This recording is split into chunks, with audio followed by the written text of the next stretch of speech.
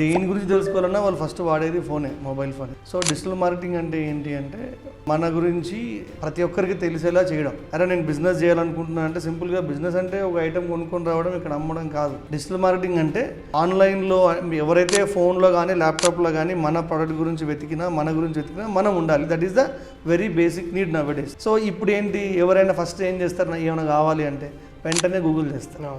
So అక్కడ మనం ఉండాలి. నేను విన్నాను మోర్ దాన్ 500 కంపెనీస్కి మీరు వర్క్ చేశారు, వెబ్సైట్ డిజైన్ చేశారని. Passionate, I'm very passionate about technology. నాకు సిస్టమ్ ముందు టైం స్పెండ్ చేయడం చాలా ఇష్టం.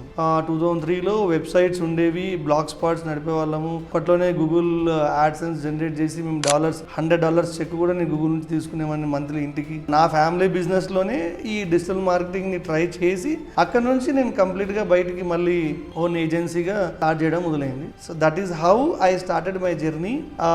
యాజ్ ఐ సెడ్ 2011 అయినప్పటికీ 2006 నుంచి అఫీషియల్గా I entered in to the market, digital marketing. So అప్పటి నుంచి ఈ రోజు వరకు I'm in to this. Digital marketing నా ప్యాషన్ అయినప్పటికీ స్టిల్ నేను దాంట్లో మళ్ళీ ఒక 2 years కోర్స్ చేయడం జరిగింది, సర్టిఫికేషన్ కోర్స్. దెన్ ఫుల్ ఫ్లెడ్జ్గా నేను కార్పొరేట్ క్లయింట్స్కి, లోకల్ బిజినెస్ వెండర్స్కి ఈ డిజిటల్ మార్కెటింగ్ సర్వీసెస్ అనేది ఇవ్వడం మొదలుపెట్టాను.